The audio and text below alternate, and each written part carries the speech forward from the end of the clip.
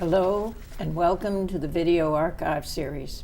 In this series, we interview members of the SMU community who can provide insight into the history of the university, particularly from the perspective of their time at SMU. My name is Ann Early, and with us today is Betty Ferguson, Emeritus Professor of Dance. Betty, it's good to have a visit with you. It's good to be back. And you've had a long connection in your family with SMU. Could you tell us about it? I feel like I was born here. It's been so long. Yes, it all started in 1931. And it's a family story that takes us through phases and stages of SMU experiences. But it began in 1931 with my mother, who had, my father died of a heart attack overnight, and I was just a 2-year-old. So within the next month after he died, I was 3, and my mother had to make plans. Where do I go from here? And she had some education at Austin College in Sherman, and she said, well, I'll just start with that and go to SMU. And that's exactly what she did. She enrolled in SMU and went the full year. And during that time, Miss Ann Mosley, who was the adjudicator or the supervisor who would go to all the county schools that were not independent schools, that were under Dallas County guidance. Oh, there were no independent. There were no, well, there probably were, but for small towns, this was the town of Irving, Texas. Yes. So the courthouse is where the education department was headquarters, and that's where Miss Mosley and Miss Watkins were the adjudicators who would go out to all of the schools through every year 2 or 3 times to look at the programs and talk to the teachers to see if everything was progressing rapidly. So she said, you need to begin as soon as possible. You're capable of teaching, and put your name in with the Dallas County office. So she did about mid-year. And by the time she had finished that first year in May, she kept in touch with Miss Mosley and learned that there was an opening. And she came down to apply for it to the courthouse and was assigned a position. How wonderful. And that was in the Bear Creek School in Irving, Texas. And Bear Creek is now a famous golf course and everything. But then it was a 2-room schoolhouse.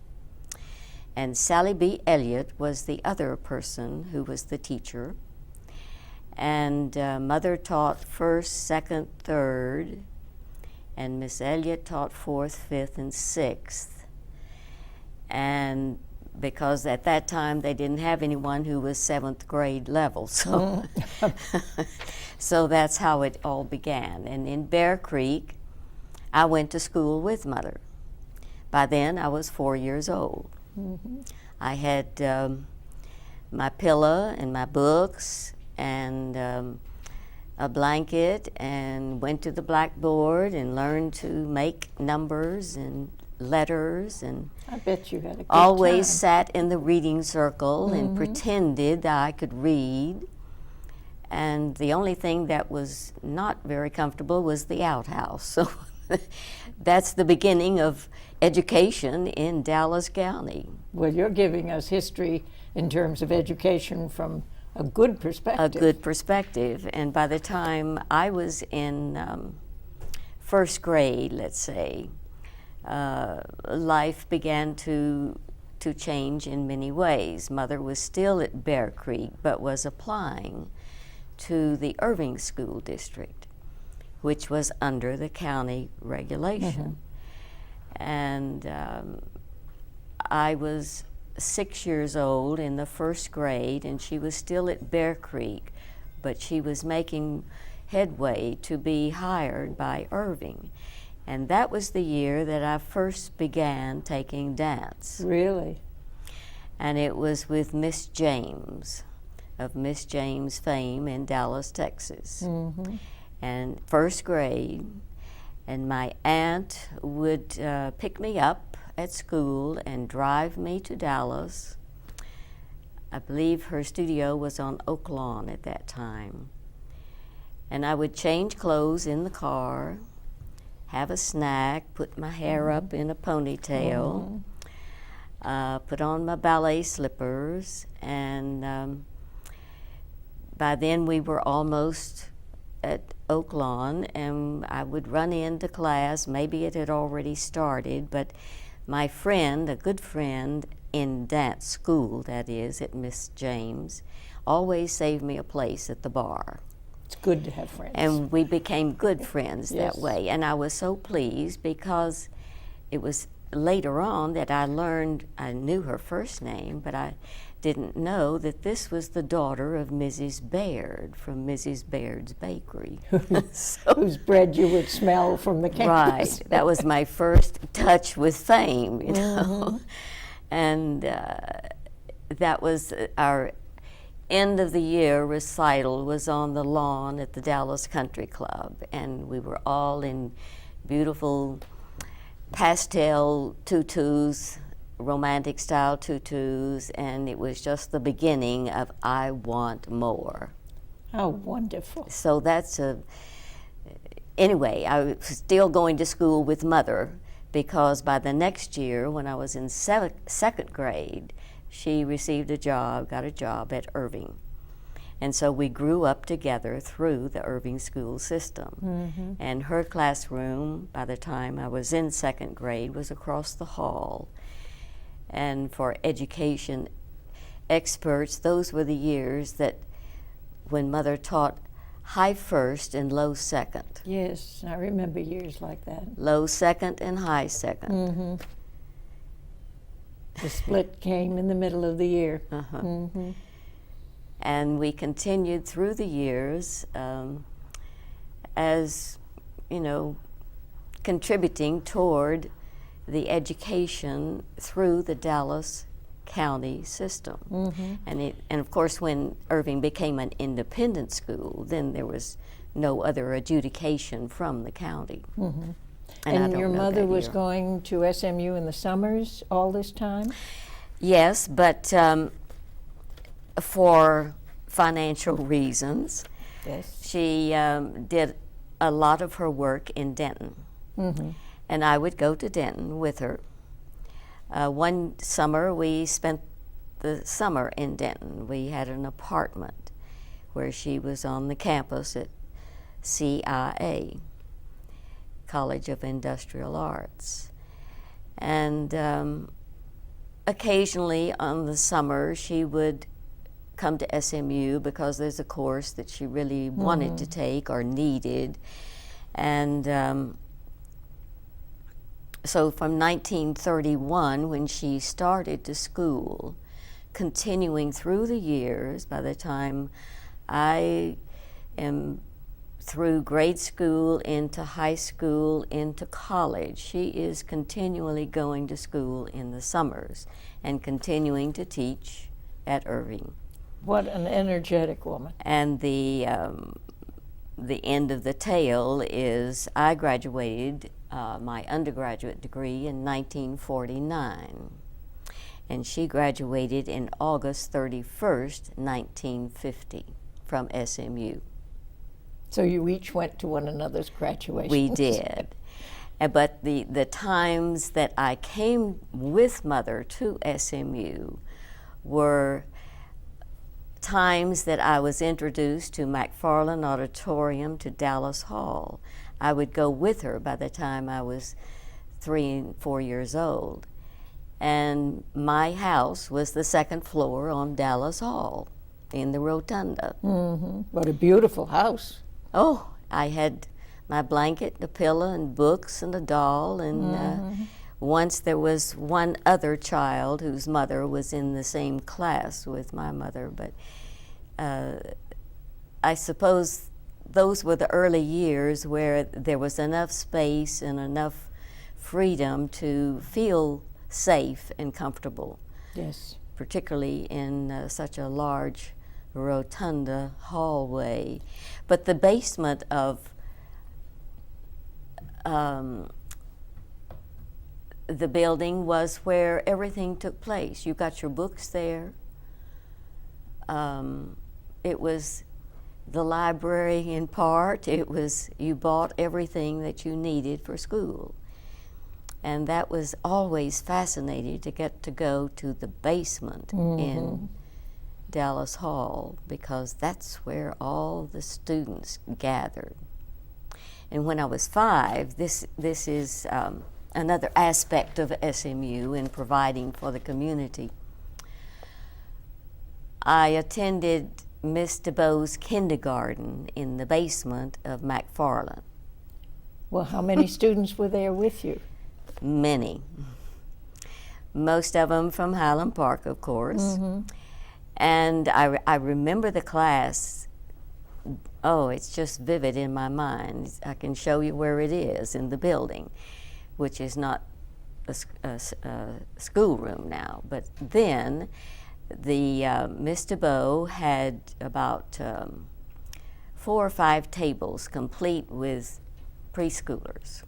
Now, was this something that was open to people in the area, or was it to take care of children of students? No, it was a legitimate kindergarten. But I suppose Mother got permission to enroll me in that kindergarten because it was a wonderful babysitter while she attended class. Yes, and she would schedule her classes from 10 to 11, 11 to 12, and that's how I was able to take advantage of that situation.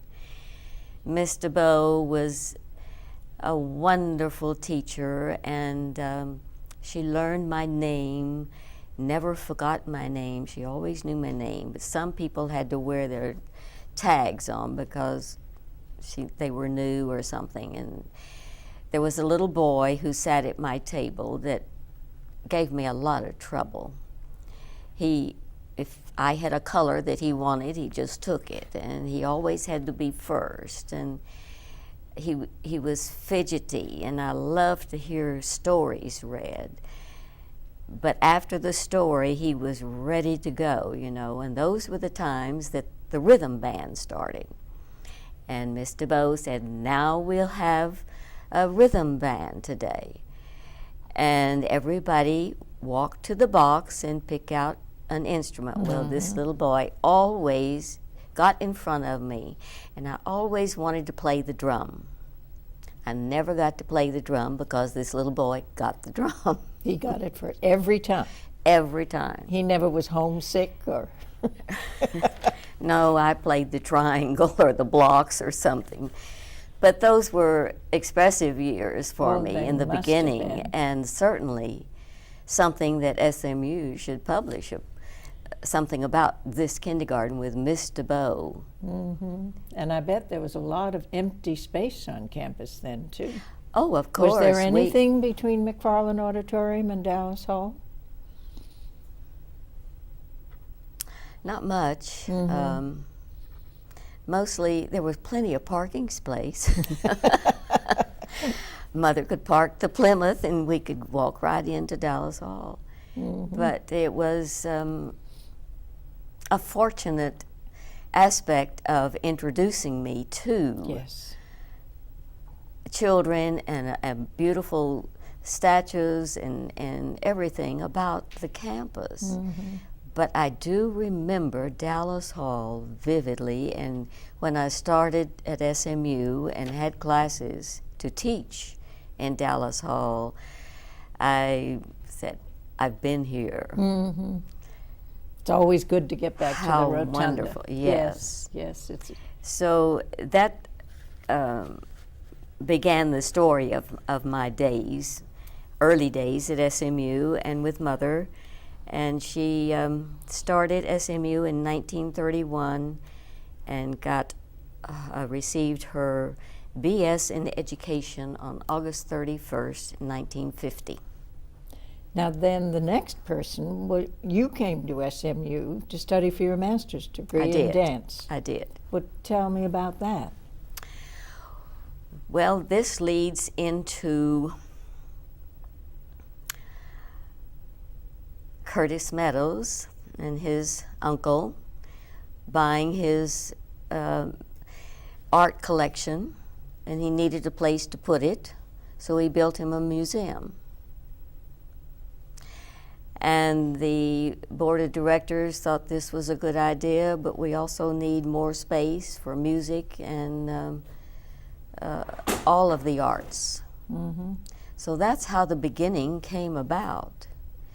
And because of Mrs. Meadows, Mr. Meadows, that led to a new era on the SMU campus. Oh, it really did. It was a renaissance in itself. Mm-hmm. Of course, he had to have a place to store all of his art collection, Mm-hmm. so he just built a museum.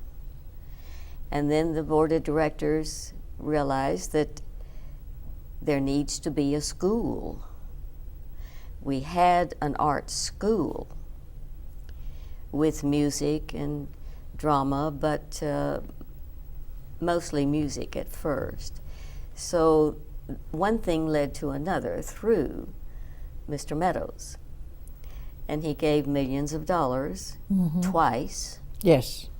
to begin to build a school, starting with art for his collection and continuing to educate future artists in each of the disciplines that represent a cross-section of the art of America. Mm-hmm. And so with the opening of that school, there was just one wing, and that was the Forbes music Mm-hmm. wing. That's where the dean's office was, and the music school, the music offices and classrooms. Theater was there. Mm-hmm. And Tony Beck was asked to begin a dance program. That's a familiar name. Yes. And that's how it all began. I was taking some classes at Tony's studio when all of this was happening, and she told me about SMU building a building, and she'd been asked to have a dance program for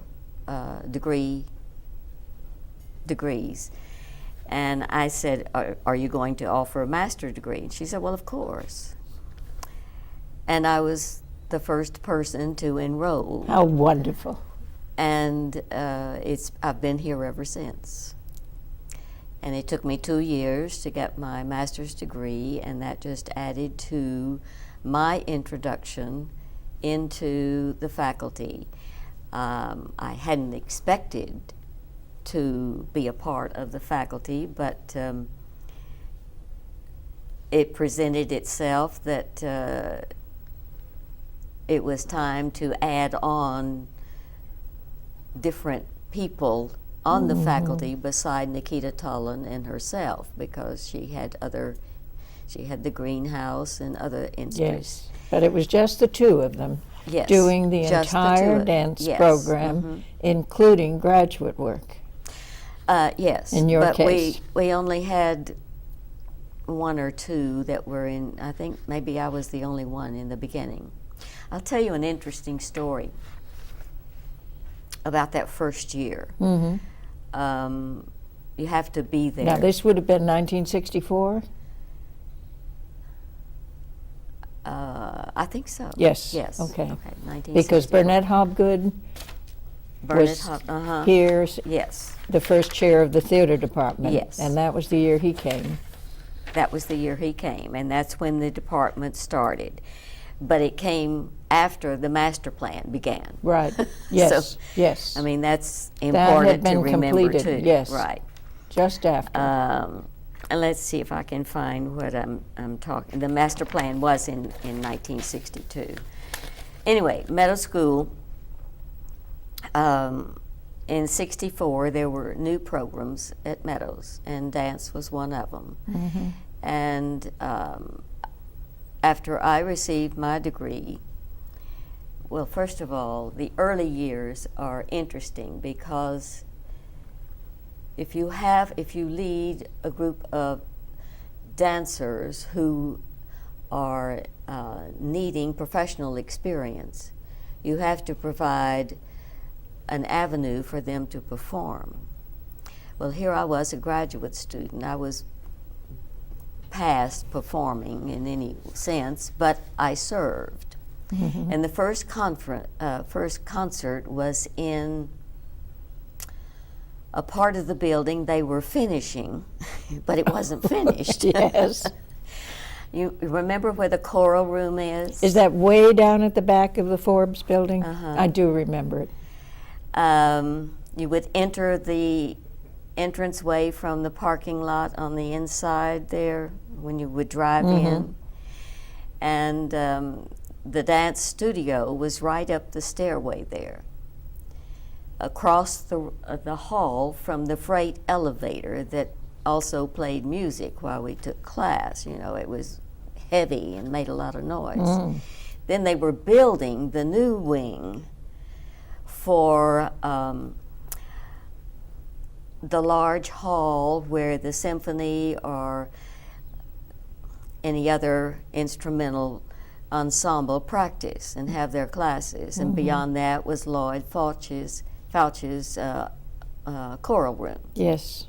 Well, all of this was still being finished when the doors to the dance department or the Meadow School opened in 1965. Mm-hmm. So I can remember the cellophane drapes and the harsh, thick rubber that they just like curtains through this area. And it went all the way through to the area that was finished, which would have been the choral hall. Mm-hmm. And that's where the dance had their first concert, on a makeshift stage. In other words, you'd put your gridirons in 2 levels and then put a floor on top of it, and a tape recorder over here because there was no such thing. It was primitive. It was primitive. That was my job, to punch the tape recorder for the concert. And Jerry Hunt, the musician, was at the piano for some of Tony's pieces.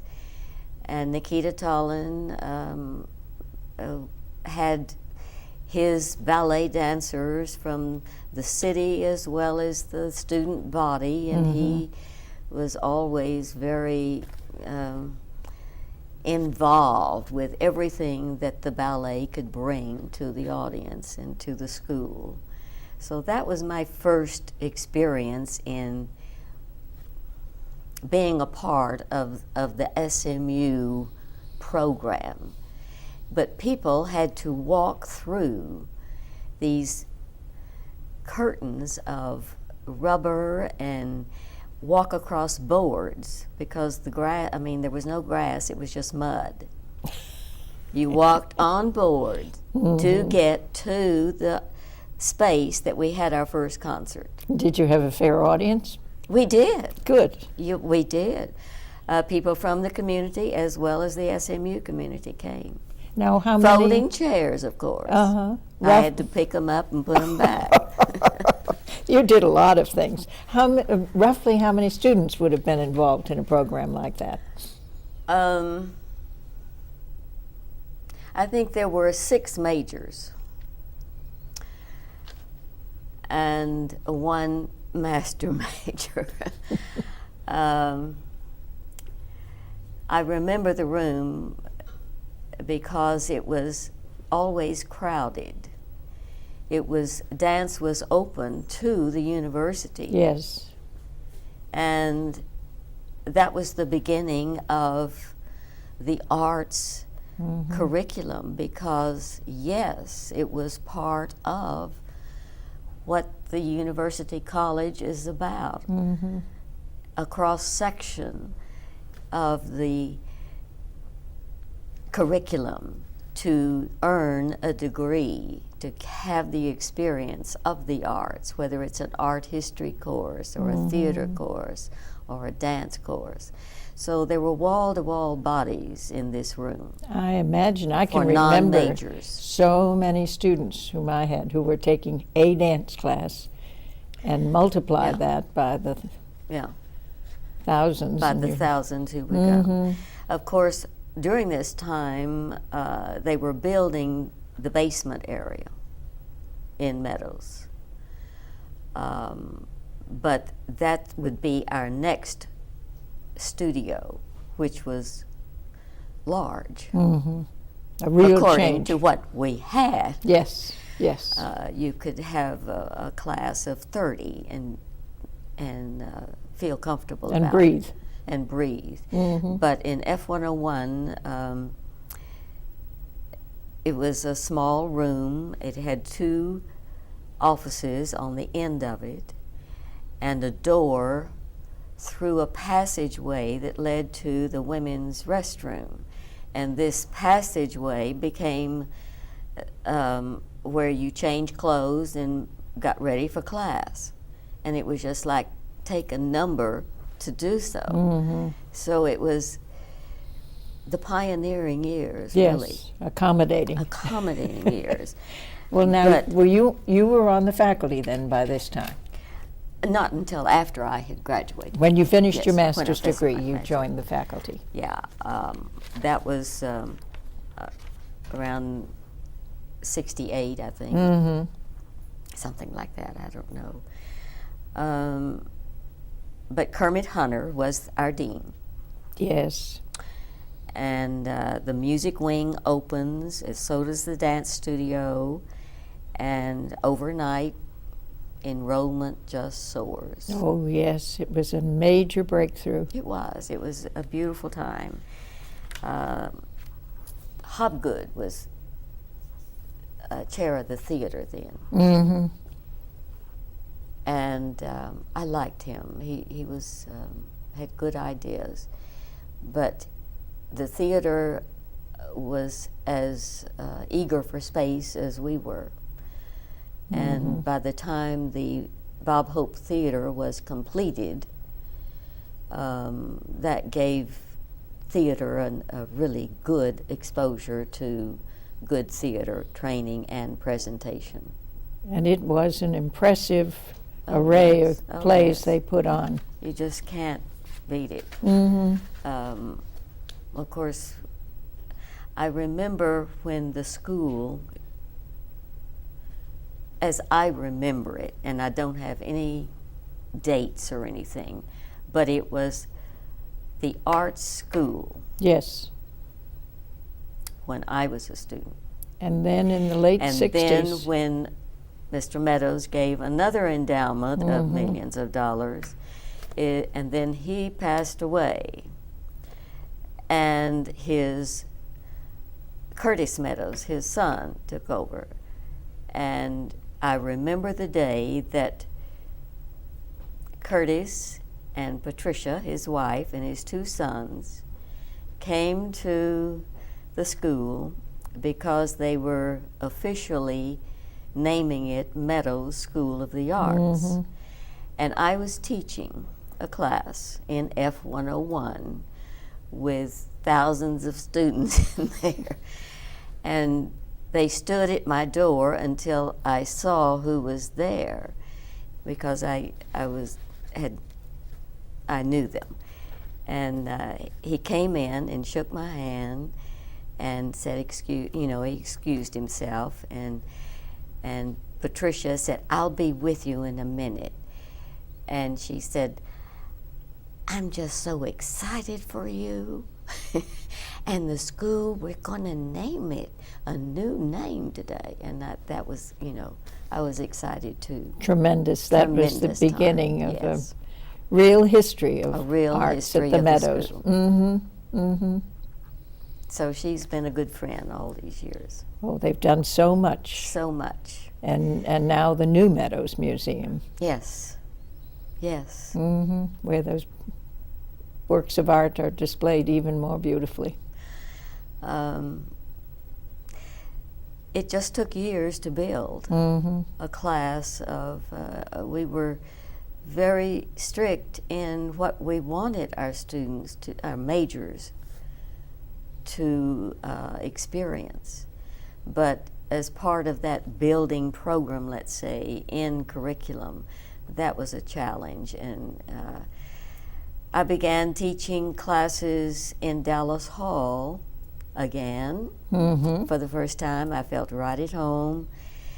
Now, would these have been dance history classes? Yes, Yes. for the CEE, for the Common Yes. Educational Experience in Group 1 something, I don't know, group Yes. whatever The arts it was, distribution. The arts distribution. This was Vietnam years. Yes. For semesters, I had the large lecture class on the first floor. The long, narrow one. The long, narrow one. Yes. And I'll never forget walking into that class after Vietnam and seeing it filled, completely filled, with a lot of young men. Well, these were returning from the war. And it was just the most challenging opportunity to be able to explain a portion of the arts that would enhance their life in knowing what is to come in the performing arena in America. And that was a wonderful experience, not only for the students, but for me. Yes. And to be a part of educating and inviting students to question something about the performing arts.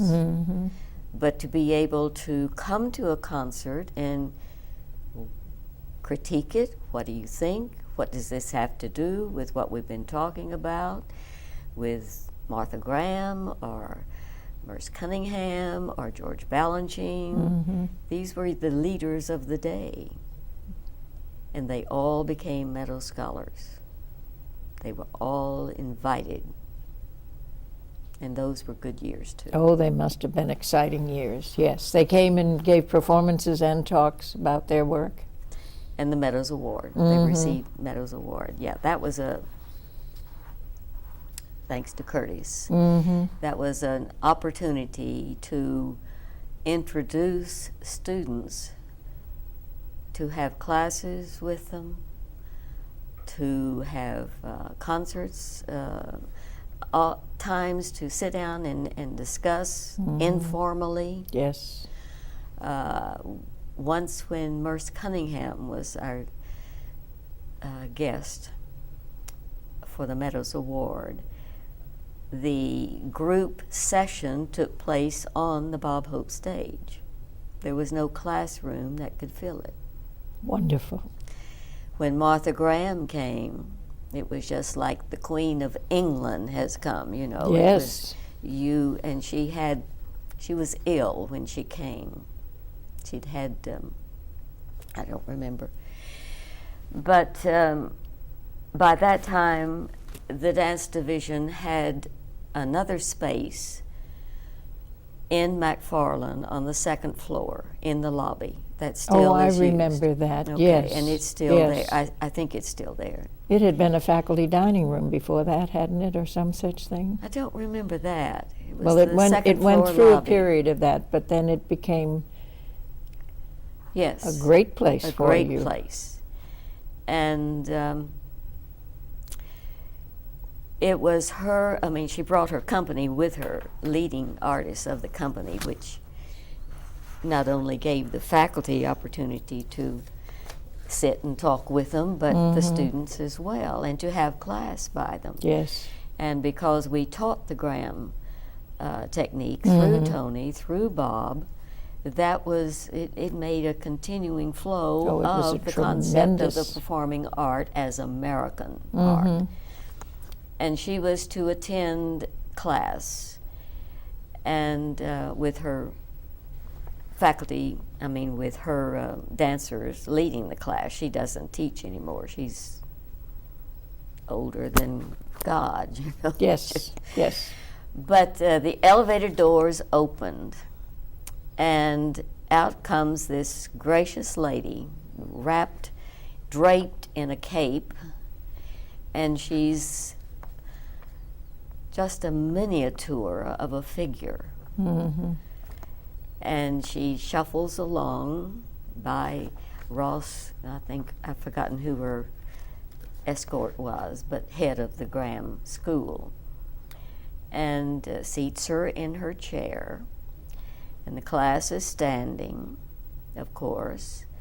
We have students and faculty from other cities, even sure from high you school did, performing yes. in Houston that came up for the occasion.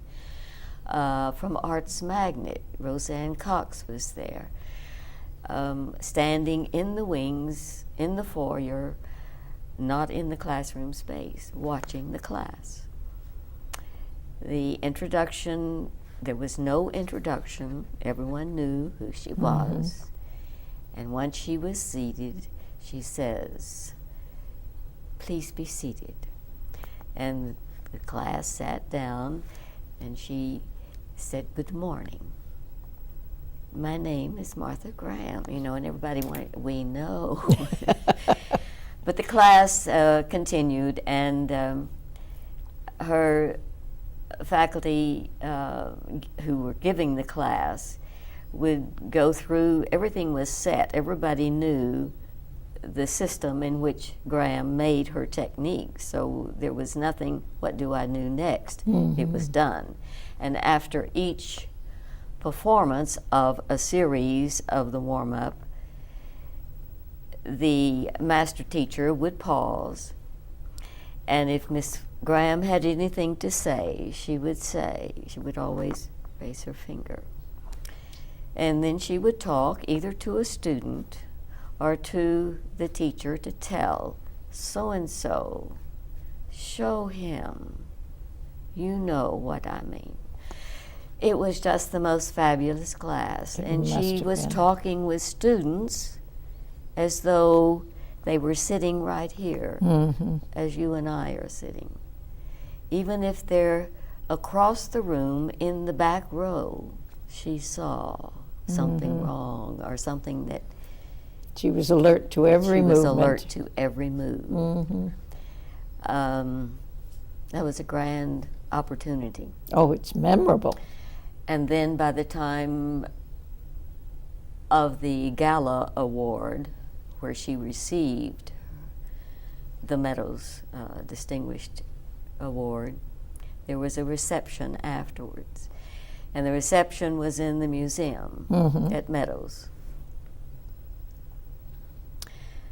Mr. Meadows would have loved this because they had created a throne for her.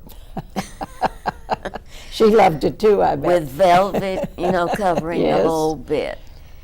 And people were waiting in lines to come.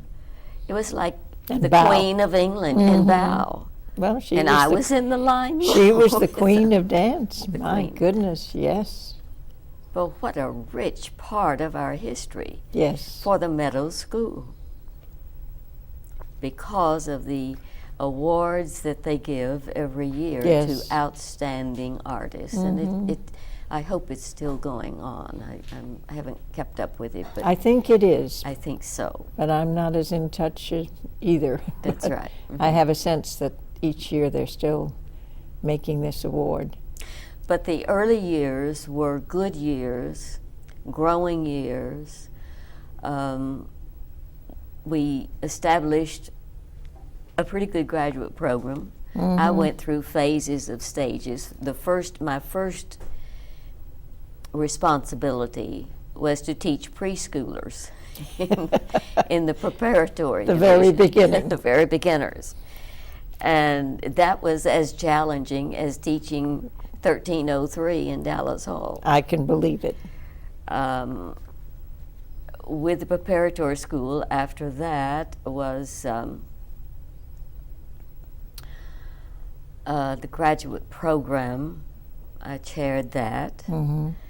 And now that must have involved an enormous amount. Oh, it was. But I loved every minute of Mm-hmm. it. Before I was asked to do it, Juana de Laban was the person brought in. Mm-hmm. And after Juana, and she was fabulous. This is a famous name in the dance field. Her father was the German dancer, loosely dancer, who developed a system for notating dances. Ah. That's why the term Laba notation came to be part of curricular standards for those who need to record what is being performed Yes. on stage. Mm-hmm. And so Laba notation became part of the curriculum for those who were interested. It was not a requirement, Mm-hmm. but particularly in the graduate program. But, you know, that was another aspect of something special beyond what is the normal routine. Yes. And particularly important for the graduate students, I should think. For the graduate students, exactly. Mm-hmm. So, what was I going to say? You took over the graduate program. And that's when we brought in Juana de Laban. Mm-hmm. Before I took over. And she was very helpful in guiding me about graduate studies. And you obviously were a quick learner. And I'll never forget the time we went to a conference together at some other campus out of state, and we flew together. We stayed at the hotel together, and then we went to register. Oh, it was at Duke University is where it was. And we check into the hotel, and of course, Juana always, I said, after you, please. And so she was at the counter checking in, and she told her name, and she filled out the sheet to register, and the person said, "May I see your driver's license?" She said, "No." I know who I am. She knows who I am. No. I don't know if they ever saw it or not, but you know, she was that kind of She was in control. in control and a beautiful person. My husband liked her too. Good, good. What else would you like to know? Well, you haven't mentioned anything about the lyrical jazz classes that you taught and how you got into that.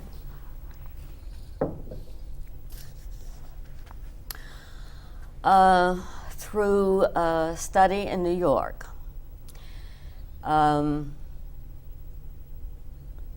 Well, first of all, I was at that time in my career, so to speak, I became part of choreographing musical productions or something like that. Perhaps you are familiar with the Junior League shows that they Yes. would. Okay, I did that for over 15 years. Did you really? And working in musical theater that way, I needed that kind of exposure, and that's when I would go to New York to see, to study, whatever, to come back and began another year. But so the question is what? About your lyrical jazz. That's where I began to study with Luigi, who his was a lyrical approach between ballet and modern, Yes. which suited me fine. And Juana approved of it. She said, yes, that is good. And so with that introduction into the major program, gave another viewpoint of American society in the performing field. Yes. And so that's where I stepped in to teach the majors. And even greater breadth for the majors. Absolutely. In terms of what they could do and Right. Be available for in their, Right. because careers in dance have their challenges, They don't were they? very challenging. You went to New York and you took class and you auditioned. Mm-hmm. There was no easy way. No. You were either, as it has been said before among my colleagues, you're either on your leg or you're not. Mm-hmm. There's no in between. You're a professional, you're there, Mm-hmm. you're in control, and you have to anticipate. And be able to do just about everything that might be asked for in terms of the kind of dancing, unless it were pure ballet or. But you have to begin with the ballet. Yes. Mm-hmm. You have to know what is the placement of the body. Mm-hmm. How do you control it? Now how do you distort it? Still with control. That's the gram. Mm-hmm. But Yes. that too is a reflection of the age. Yes, it is. And then with the lyrical jazz, that's different from, let's say, the mathematics technique. His was more percussive, yum, boom, boom, boom, whereas lyrical was more akin to the ballet. It's more Baroque. Yes, and that's what I like. But my students needed to know the difference between the two in Dallas Hall as part of. We started with Diaghilev.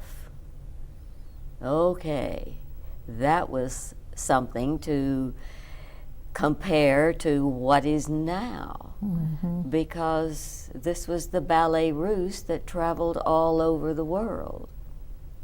It was the ballet russe out of which school, the Russian ballet out of that school that brought Balanchine to America. Yes. Thank heavens.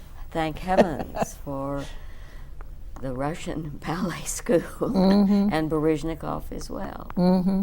Yes. So Those were all you very know, exciting years. exciting years, and it's a rich history Yes. because it follows suit with everything that gives one security about and thankfulness for government. Mm-hmm.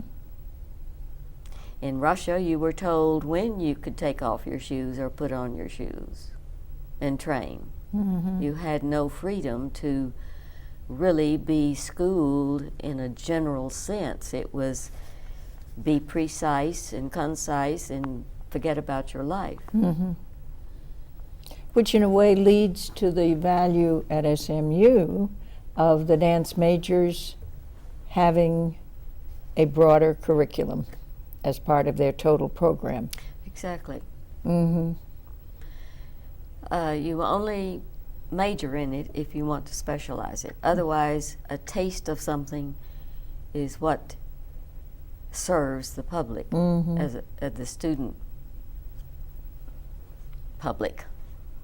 They need to know. They need to experience. You don't have to do performance in a classroom. It can be the study of what happened in performance that gives one an interview with the dance field. You have to ask those questions. You have to know the answers in order to, why am I going to see Sleeping Beauty? I don't know anything about Sleeping Beauty. And would you have had films and videos that would have supplemented for the students all of this? Yes. Which Bill Dvorak can certify that there's always films that you have to order, to pick up, to bring over to the Dallas Hall, to put it yourself, wind the reel. Those were the films that I used in class. I didn't, nothing was put on tape at that time. You usually had to bring in film. And so we've come a long way. We have. But to see live performance is better. And I always required that. They could come to the Bob Hope Theater and see a dance performance and learn, well, how do you critique that? I don't know anything about dance. Well, what did you feel? Exactly. Yes. What did you feel? Because What was your response you can to feel that? a false or a wrong gesture when you're watching. What did you see that you didn't like? Why? How do you critique? Several years from now, you're going to be on the golf course, and maybe somebody will say, "Oh, I've got to go to the ballet tonight." Well, then you can say, "Oh, what are you seeing?" Make an impression, even if you don't make a hole in one. So, Well, you made an impression because then you were chairing the department next. well, I tried. Well, now, how did that come about? Was that Tony wanted to give full time to the greenhouse, and so that left a void in leadership. There had to be a search. During those in-between years, Bob Beard and I shared the responsibility. Obviously, he didn't want anything to do with office work. He would do the concerts and take charge of all of that. And it is that time that the Meadows Repertory Dance Company was established through Bob Beard, and that also is a wonderful training tool for majors who really can go right from school to the performing arena.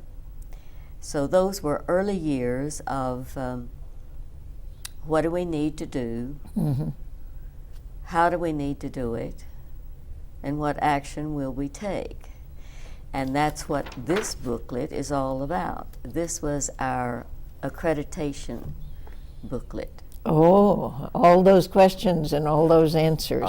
And that's detail. Where I got to know everybody from the president on down, because they wanted to know. Yes. And that's the kind of information that you have to be factual about, so you go to the source.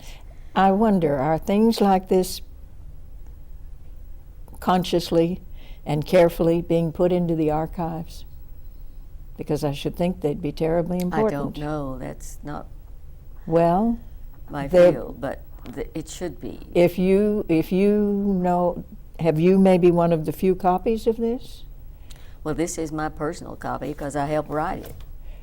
Well, it might be the kind of thing, and we can talk about that later, but they're getting much more serious about what they're doing with the archives. Oh, really? Yes, I would think that would be the kind of thing they would want to have in them. Well, it took us a year to write this report. Oh, I can believe it. And then we were adjudicated. And that was, it went fine. We were approved. And from there on, but it was a constant refreshing course to be sure that our standards keep growing. Yes. You can't fall lax. You can't, oh, well, we'll do that another time. No, you were competitive with the United States programs who had dance degrees. Now, didn't you receive an award that involved a sabbatical that allowed you to go and study these different dance programs? The Meadows Award, yes, I did. and I took, yes, I went to three or four schools to look at programs in order to evaluate where we are, where do we want to go. And that was probably 2 years after this was written. Yes. And that with the help of with Bob Beard, who he and I were the, okay, I'll do this if you'll do that. But we come together, okay, we approve. So that was the time in which we were capable of bringing in people who were instrumental in giving us money or valuable comment about this is what you need to do next. Jean Bonelli was right with me with that. Good. And the certification through NASD built our program. From that early start, Bob said we need a company. Meadows Repertory Dance Company is when that came about. And that's, I think it still exists today, but you're either on your leg or you're not. Yes, and you have to be on it And you steadily prepare to them get on to the stage, yes. to the stage. You prepare them for a career. Well, that was a tremendous breakthrough. So it's been a good experience. I bet You it learn has. from it. And if I I had bet to it- do over, I would learn from what I did wrong. Yes, Yeah. yes. But we're very fortunate to have a Meadows School of the Arts. We are indeed, and we've all enjoyed it. Yes. And I'm sure you never dreamed what you were getting into when you enrolled for your first graduate course in dance. It's been wonderful. You learn quickly. What would you say about it as you look back on it? It was a brilliant education because you experienced everything. If there's a hole in the floor, I'm the first to know. And I have to find somebody to fix it. If I'm put on the faculty senate and I'm in the budget committee, then that means I have to know more than one budget of what I'm accustomed to. Oh, is that why we don't know anything about this? So faculty senate, chairing a division, thinking of where do we go from here, it makes a connection. Yes. And it makes a full life. And then you had daughters, didn't you, at SMU? Yes, I did.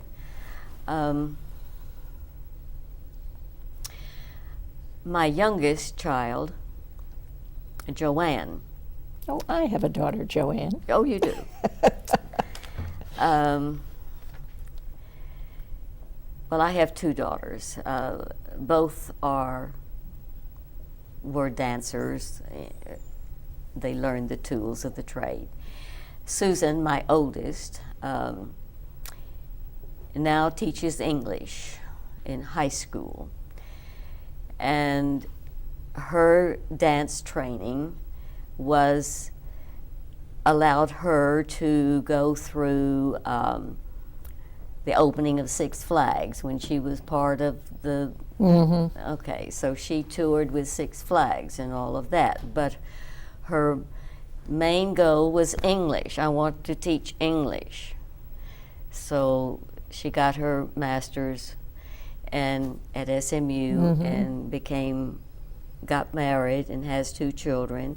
And now her oldest son is the one that's maybe will come to SMU next fall. Well, what a wonderful way to come full circle from your full mother's circle. days in Yes. the 1930s to your grandson, hopefully, next year. I hope so. Betty, this has been a lovely conversation, and I have enjoyed it so much. It pleases me to be here. Good, good. Thank you. Thank you.